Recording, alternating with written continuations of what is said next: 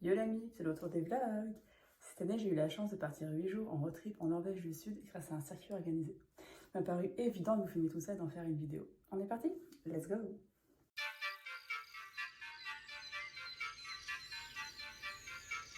Ce vlog commence donc à l'aéroport Charles de Gaulle à Paris et nous nous envolons d'abord vers Helsinki.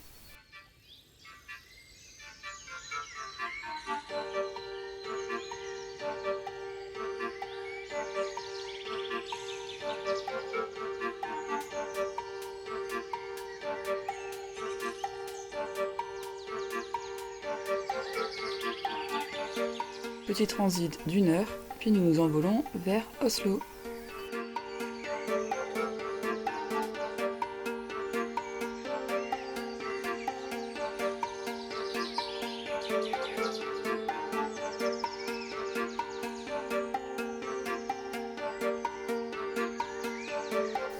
Et c'est tout pour le jour 1, je suis claquée.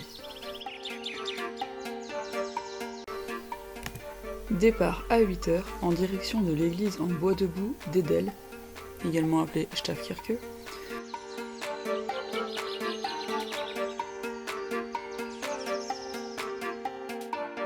L'église d'Edel a été construite aux alentours des années 1250 et c'est la plus grande église en bois debout restant en Norvège.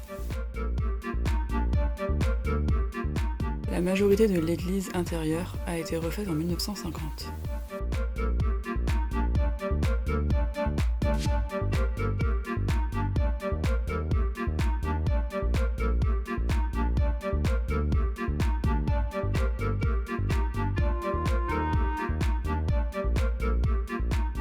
On s'en va ensuite vers l'une des écluses du canal du Télémark.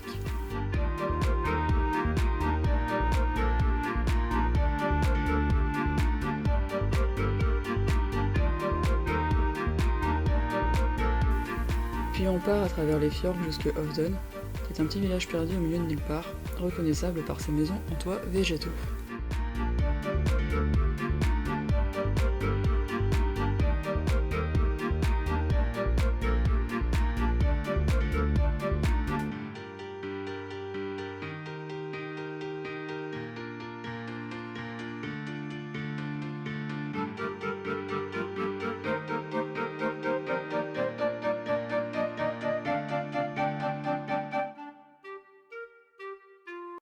On part en direction des cascades jumelles de Lottofossen.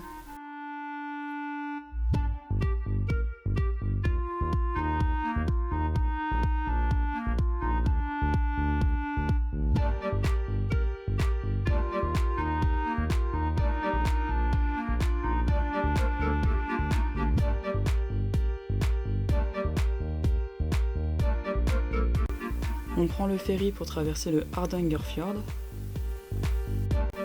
Et on s'arrête à la cascade de Stendalsfossen. On continue notre route vers Bergen, qui est la 3e ville de Norvège, juste après Oslo et Trondheim. Il s'agit d'une ville portuaire, comme on peut le voir.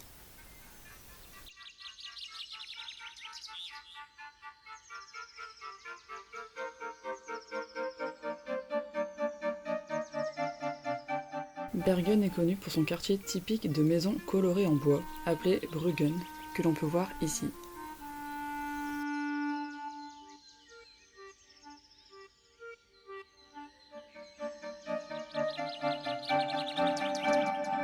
On a le droit à une petite visite guidée de la ville et on dort en plein centre-ville.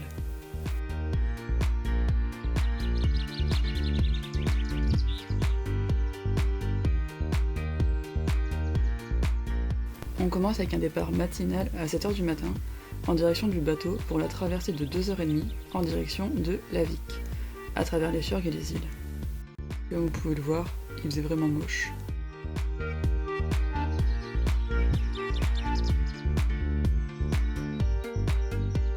Petit arrêt à la cascade de Huldefossen. Et on reprend la route pour faire une excursion jusqu'au glacier de Briksdalsbre.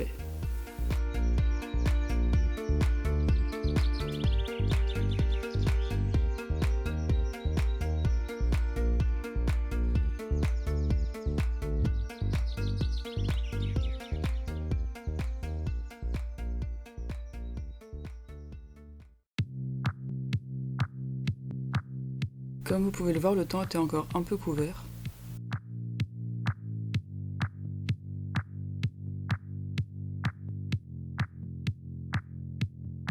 Mais par chance, on est arrivé au sommet, en plein milieu de l'éclaircie.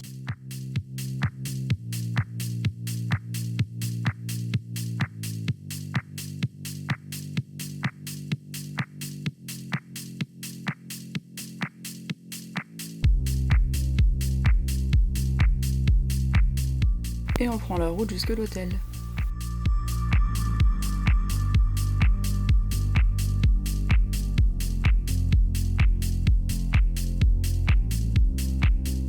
Départ toujours matinal pour aller vers Geiranger.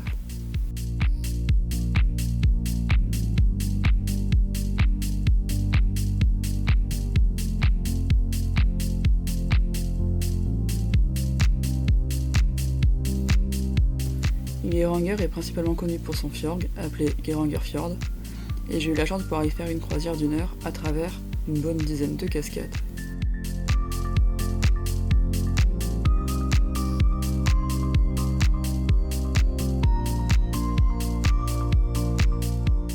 Ici, vous pouvez voir la cascade appelée le Soupirant, qui, selon moi, a une forme de bouteille de Jäger sur sa paroi. Je sais pas si vous le voyez.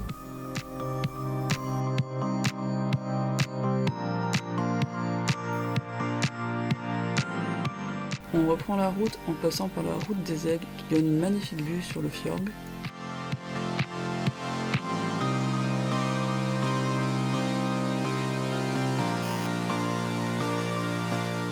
Puis on continue jusque la route des Trolls avec ses 11 virages. Notre bus a failli y laisser un morceau de carcasse.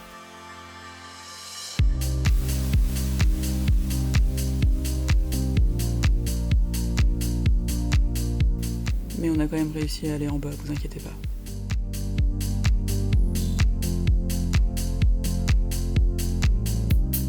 Nouvel arrêt cascade à la cascade de Sletafossen. Puis on continue notre route jusque Dombås, où on va dormir.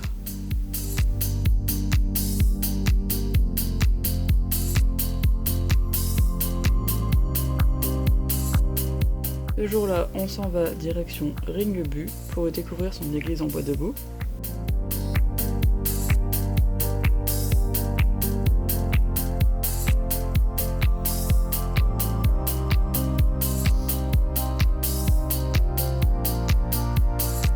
On continue vers Lillehammer et son tremplin à saut à ski qui fonctionne été comme hiver.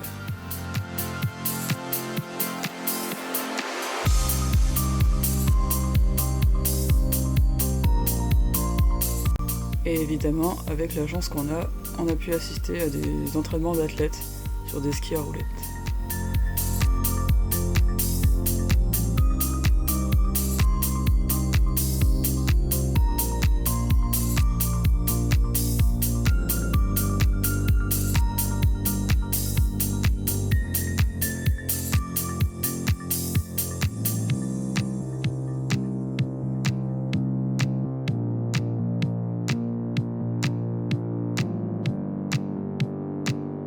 On va ensuite au musée folklorique de Lillehammer, appelé Meyergen.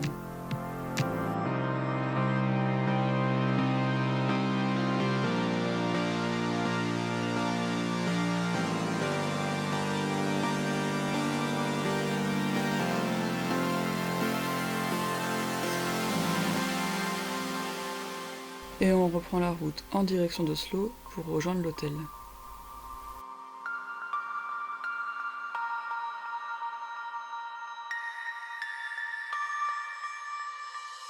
Pour cette avant-dernière journée, on passe la journée à Oslo. Donc on commence avec le tremplin à ski d'Oslo, celui-ci n'étant utilisé qu'en hiver.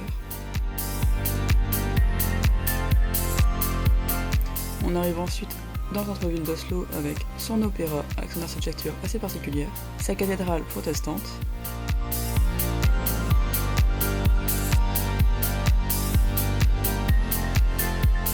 ces bâtiments, ma foi, assez élégants.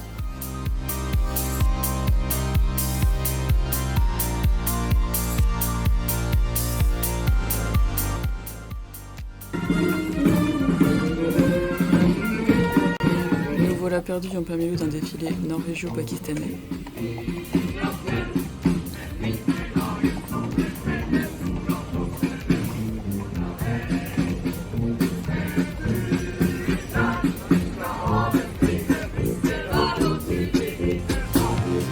Voilà ensuite le Palais Royal, la typique dans le vlog de CC. L'hôtel de ville, le port évidemment, le quartier Dakar-Brugge, quartier portuaire,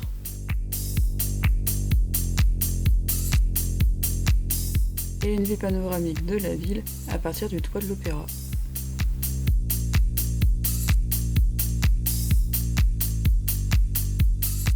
Ensuite au Frogner Park pour admirer la plus grande collection de Gustav Vigeland, qui est un sculpteur norvégien.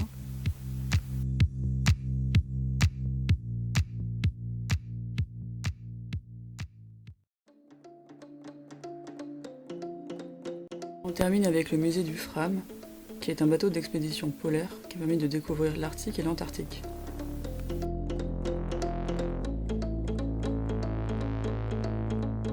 Dernier jour, donc synonyme de retour. Donc on repart à l'aéroport d'Oslo pour aller jusque Helsinki, encore.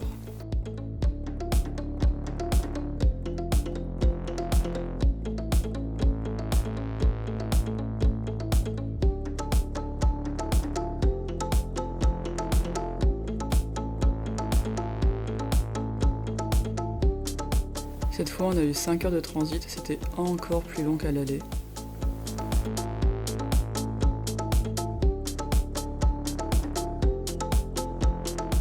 Et nous partons enfin en direction de Charles de Gaulle.